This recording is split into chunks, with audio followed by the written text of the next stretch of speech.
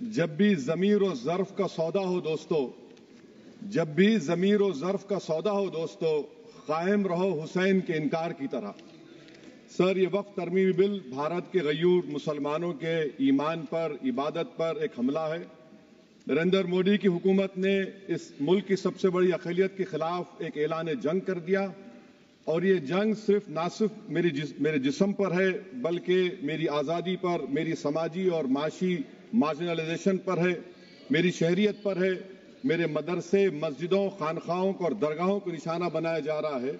और ये हुकूमत सच्चाई को नहीं बयान कर रही है कि ये तरमीमी बिल से मुसलमानों का तहफ़्फ़ुज़, तरक्की और गुर्बत का खात्मा होगा। ये सरासर झूठ है। सर, अगर आप आइन के आर्टिकल 14 को देखेंगे तो उसमें लिखा हुआ है इक्वल प्रोटेक्शन। अब आप देख लीजिए सर कि हिंदू, सिख और जैन को और बौद्ध को उनके एंडोमेंट में तहफ़्फ़ुज़ मिलेगा क्योंकि उनका एंडोमेंट बाय यूजर बरकरार है और उनका एडमिनिस्ट्रेशन उनके हाथ में होगा।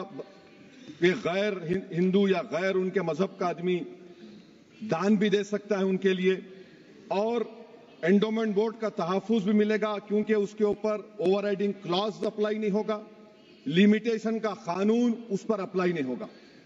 उसके बरक्स ऑपोजिट आप देख लीजिए, मुस्लिम वक्फ को वक्फ बाय यूजर निकाल दिया गया। एक मुस्लिम वक्फ की जायदाद पर कब्जा होगा, लिमिटेशन लगेगा तो जो एनक्रोचर है, जो खाबिज है, वो रातों रात मालिक बन जाएगा और एक गैर मुस्लिम वक्फ बोर्ड को एडमिनिस्टर करेगा। ये आर्टिकल 14 के इक्वल प्रोटेक्शन का वायलेशन।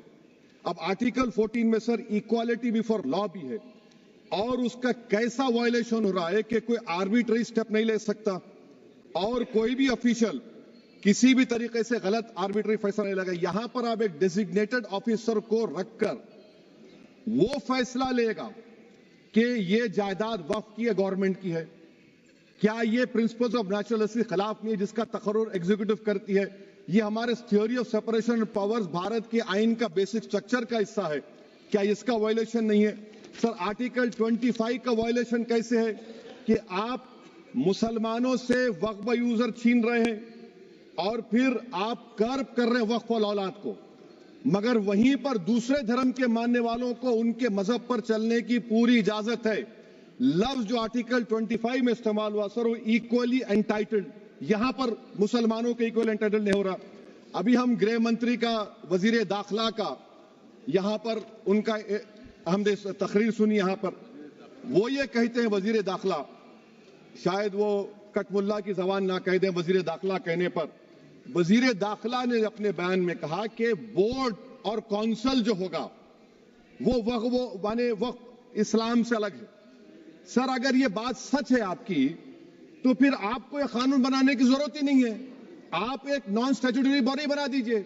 ये जो कानून बन रहा है ना सर, ये आर्टिकल 26 इसका सोर्स है और आर्टिकल 26 जब इसका सोर्स है तो आर्टिकल 26 का ABCD क्या कहता है कि रिलीजियस डिनोमिनेशन को अपने मजहब के अफेयर्स खुद चलाना, मूवेबल इमूवेबल प्रॉपर्टी को लेना और एडमिनिस्टर करना। जब हिंदू धर्म को, बौद्ध धर्म को, सिखों को यह राइट दिया गया है तो आप कैसे मुसलमानों से छीन रहे हैं? तो यह आर्टिकल 26 का ग्रेव वायलेशन है। तो सर, अब वक्फ बाय यूजर का मामला देखिए, मिनिस्टर साहब ने कहा कि एंक्रोचमेंट हो रहा है, 17,000 एंक्रोचमेंट हुए हैं। तो यही नरेंद्र मोदी की हुकूमत ने 2014 में उस वक्त के मंत्री ने एक वक्फ properties eviction of unauthorised occupants bill को इंट्रोड्यूस किया। आपने विड्रॉ कर लिया 2024 में उसको। क्यों विड्रॉ किया सर आपने? जब आप मान रहे थे कि एंक्रोचमेंट हो रहा है तो आपने बिल को विड्रॉ कर लिया। अच्छा सर, अब वक्फ बाय यूजर को आपने निकाल दिया, माने कंडीशन क्या लगाए कि अगर उसमें डिस्प्यूट होगा और गवर्नमेंट प्रॉपर्टी होगी।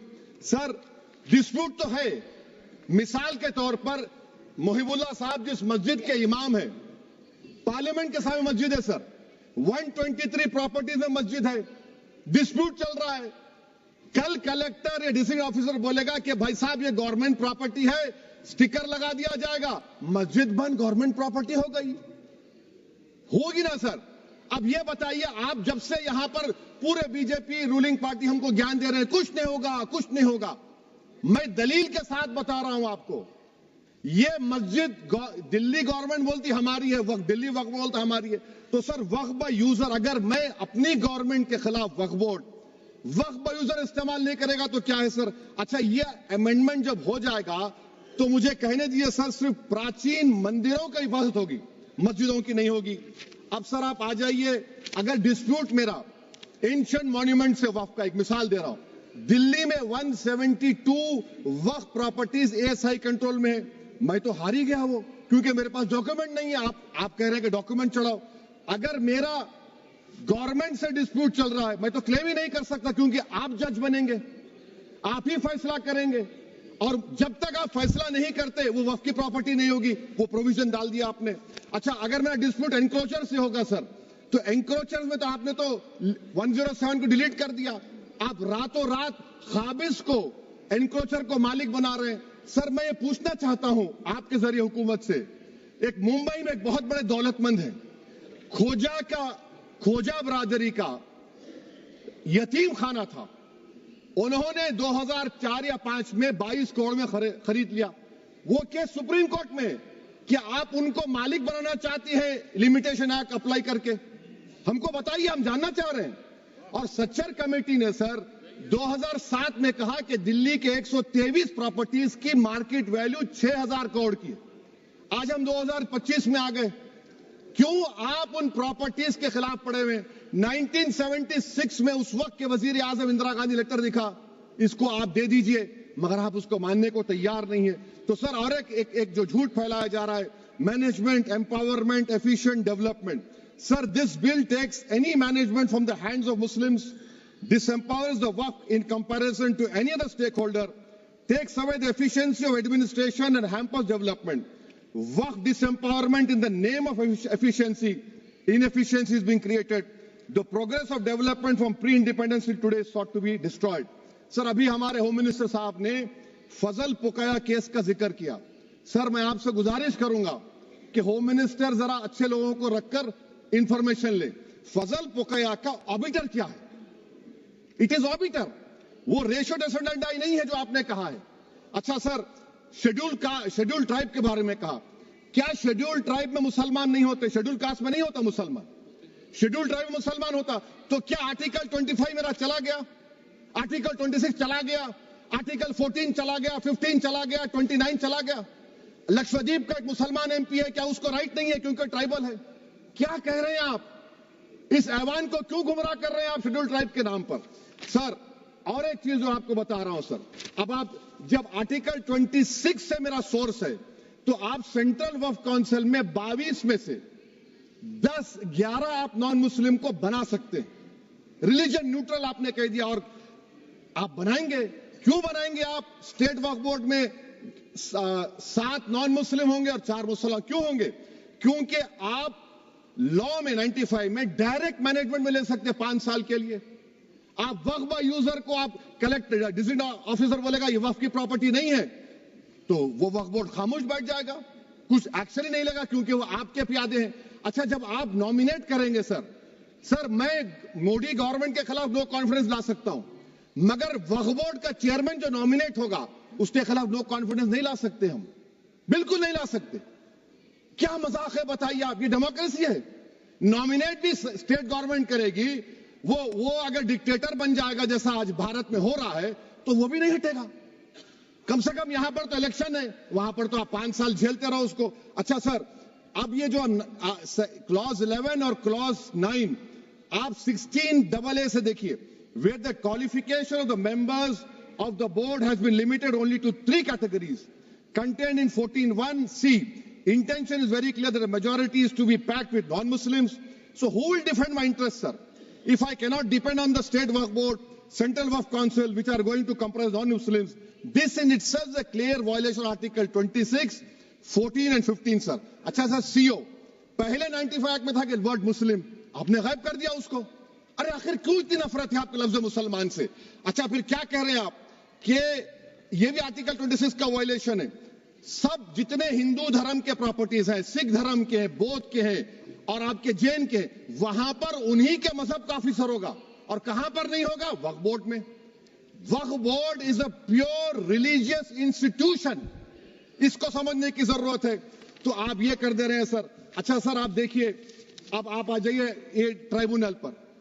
मुझे समझ में नहीं आया सर कि हमारे होम मिनिस्टर वजीर दाखिला ने क्या कह दिया कि 2013 का जो कानून है वो नहीं बनता तो हम नहीं लेके आते।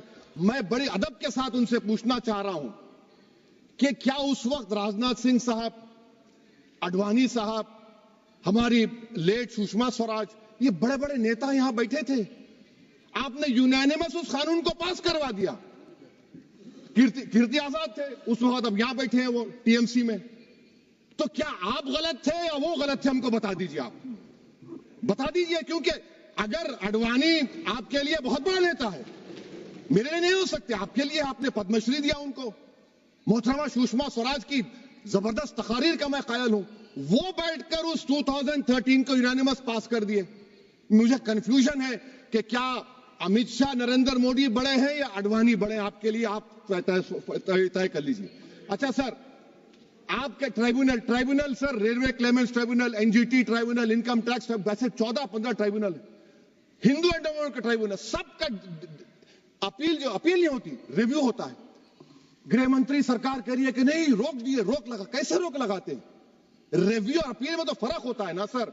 आप ही कह रहे हैं कि पूरे कोर्ट्स में बैकलॉग है और आप अपील कर रहे हैं। अच्छा सर, रिटायर्ड डिस्ट्रिक्ट जज 95 में सिटिंग डिस्ट्रिक्ट जज था, जो एडमिनिस्ट्रेटिव कंट्रोल था सीजीआई साहब, उसको निकाल दिए। अच्छा सर, अब आप अभी हमारे मंत्री साहब ने कहा trust, sir Shri Sai Baba trust 2004, वो ये कहता है जो ऑफिसर उसमें काम करता है उसको साई बाबा का डिवोटी होने चाहिए और उसको डिक्लेरेशन लिख के देना पड़ेगा। यहां पर हो रहा तो यहां पर क्यों नहीं हो रहा? अच्छा सर, आप फिर देख लीजिए, ये आपका हो गया सर। अब अमित शाह साहब ने सेक्शन 2A के बारे में कहा और उन्होंने इस बात का इकरार कर लिया कि दाऊदी बोहरा के लिए यह बनाया गया है। मगर मैं आपके जरिए से गवर्नमेंट से पूछना चाह रहा हूं, आपने तो उस प्रोवाइजो में दाऊदी बोहरा का नाम ही नहीं लिखा। आपने उनको भी थैंक यू कर दिया, उनका नाम क्यों नहीं लिखा आपने? और सर, और गवर्नमेंट क्या कर रही है? आप मुस्लिम समाज में जो बेकार किस्म के लोग हैं उनको एक रास्ता बना रहे हैं, एग्जिट दिखा रहे हैं कि तुम्हें वक्त से बचना है तो तुम्हें ट्रस्ट बना लो। ये क्या कर रहे हैं सर आप? कम से कम उन दाऊदी बोहरा को आप दे देते। अच्छा sir, clause 3V section 36 clause 18 देख लीजिए। ओरल वफ, oral appointment has sought to be discontinued even though it is recognized practice in Islam. Muslim personal law is recognized oral waqf and 1937 Shariat Application Act. Sir, आप clause 3(9) पर आ जाइए। 5 साल के लिए मुसलमान। मैं किरण रिजिजू से पूछना चाहता हूं, सर दाढ़ी रखे तो मुसलमान प्रैक्टिसिंग है या क्लीन शेव आपकी तरह है? तो बताइए हमको, प्रैक्टिसिंग क्या होगा? अच्छा, किसी को पकड़ के मॉब लिंच कर दिया और बोले कि JSR का नारा लगाया, और वो JSR का नारा लगाया तो क्या मुसलमान रहेगा? नहीं रहेगा। या फिर देश के प्रधानमंत्री ने कहा था कपड़े देखकर पहचानो, तो क्या कपड़े देखकर आप कह देंगे? अच्छा, अगर कोई क्रिश्चियन हिंदू धर्म कबूल करता है तो क्या वो मंदिर को दे सकता प्रॉपर्टी? फिर भारत के संविधान में आर्टिकल 300 क्यों है सर? राइट टू इक्वालिटी क्यों है? फ्रीडम ऑफ रिलीजन क्यों है? 5 साल कहां से लाएंगे? अच्छा सर, और एक चीज सर, और एक चीज मैं आपको बोल के खत्म कर दूंगा सर। इस बिल में वक्फ औलाद का सर, इसमें आप देखिए clause 4(3)(2), the creation of waqf al-awlad shall not result in denial of inherent rights to heirs, including women heirs or the waqif or any other right of person. Sir, ये article 25 का violation है, शरीयत application act 37 का violation, article 300A का violation है। अच्छा, हिंदू धर्म में सेल्फ एक्वायर्ड प्रॉपर्टी को एक हिंदू, अब उसके फर्ज के 2 बच्चे हैं, वो एक को अपनी पूरी दौलत दे सकता है, कोई रोक टोक नहीं है। वो कहेगा नहीं मैं घर के बच्चों को नहीं दूंगा, मोहल्ले के गरीब को दे दूंगा, वो भी कोई रोक टोक नहीं है। वहां पर आपको बच्चों की फिक्र नहीं है। जब मैं अपनी प्रॉपर्टी को अल्लाह को मालिक बनाकर दे रहा हूं, आप कह रहे बच्चियों की फिक्र नहीं है। इतनी मोहब्बत आप बिल्किस बानो से दिखा देते तो आपके लिए दुआएं देती आपके लिए। तो सर, आप दूसरी बात आप देख लीजिए सर, आखिरी बात कहकर मैं अपनी बात को मुकम्मल कर रहा हूं सर। नहीं खैर, मैं मुकम्मल कर रहा हूं। स्पीकर साहब बहुत टाइम दे दिए। सर आप देखिए, इसमें अमित शाह साहब बोले कि इतनी प्रॉपर्टीज का कब्जा हुआ, चोरी हुई, ये हुआ। सर क्लॉज 2652A सेक्शन अगर कोई प्रॉपर्टी बेचता है 2 साल की सजा थी, आपने क्या कर दिया, उसको 6 महीने कर दिया। नॉन बेलेबल था, आपने बेलेबल कर दिया। सेक्शन 40 की बात करते हैं। सेक्शन 40 में सर हमको जो ज्वाइंट वर्किंग कमेटी का जो नोट्स दिए, उसमें मिनिस्ट्री ऑफ माइनॉरिटी अफेयर्स ने कहा कि 30 साल में 515 केसेस सेक्शन 40 के और सिर्फ 8 लोग कोर्ट को गए। वक्फ यूजर का कानून तेलंगाना आंध्रा में है, सेक्शन 40 का कानून तमिलनाडु 63 है, आंध्र प्रदेश में 43 है।